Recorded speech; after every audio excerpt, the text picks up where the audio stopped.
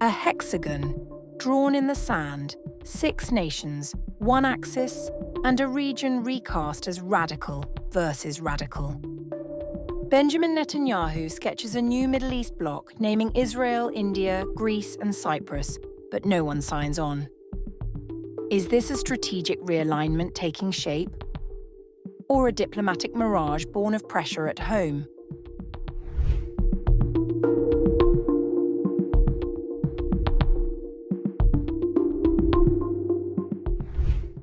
Israel's Prime Minister is sketching a new map of the Middle East, not with borders, but with blocks.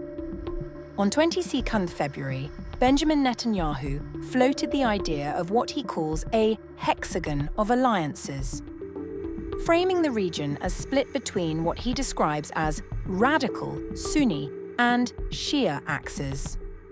At the center of his vision, a 6-sided alignment anchored by Israel, India, Greece, and Cyprus, alongside other unnamed Arab, African, and Asian countries.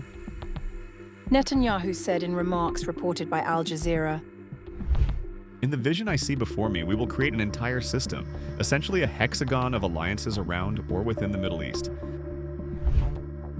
He described it as an axis of nations, united against what he calls the Iran-led radical Shia axis, and an emerging radical Sunni axis.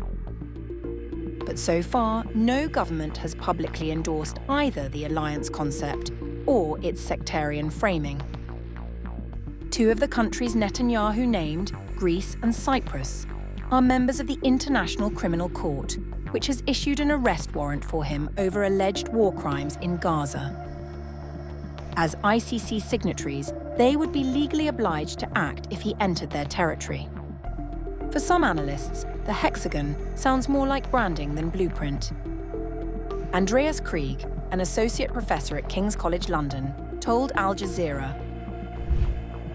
"The unnamed Arab, African, or Asian partners may exist in the form of ad hoc security coordination and transactional diplomacy, but not in a NATO-style pact. It isn't an alliance." In his view, the hexagon looks less like a formal bloc and more like a repackaging of flexible partnerships that already exist. Netanyahu has long described Israel's confrontation with the so-called Axis of Resistance, an Iran-centered network of allied groups, as a strategic victory.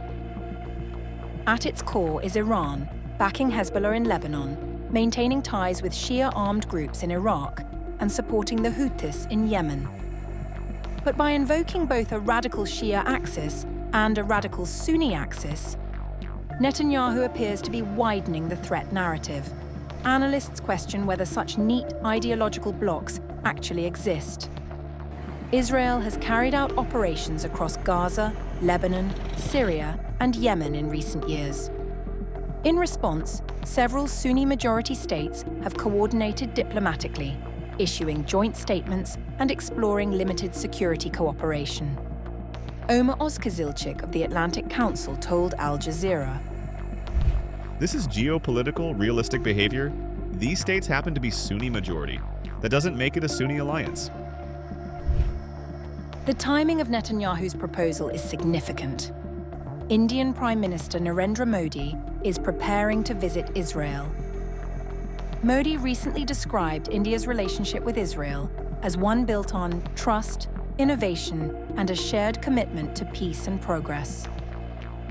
Yet India has traditionally pursued multi-alignment, maintaining ties with the United States, Russia, and China, while preserving close economic and strategic relationships across the Gulf, including with Iran and Saudi Arabia.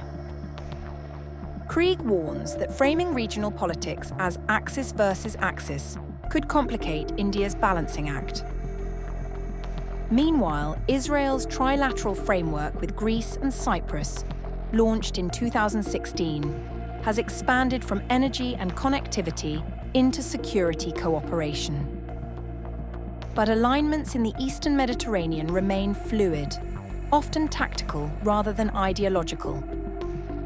With elections expected later this year, domestic protests ongoing, and his corruption trial continuing, Netanyahu faces mounting political pressure at home. Projecting diplomatic initiative could counter perceptions of isolation, especially as Saudi normalization has grown more complicated. Critics argue the Hexagon offers a narrative of momentum and relevance, even if its institutional form remains undefined. Whether it becomes a structured alliance or remains a rhetorical device may depend less on Netanyahu's vision and more on how regional and global powers calculate their interests in a volatile Middle East.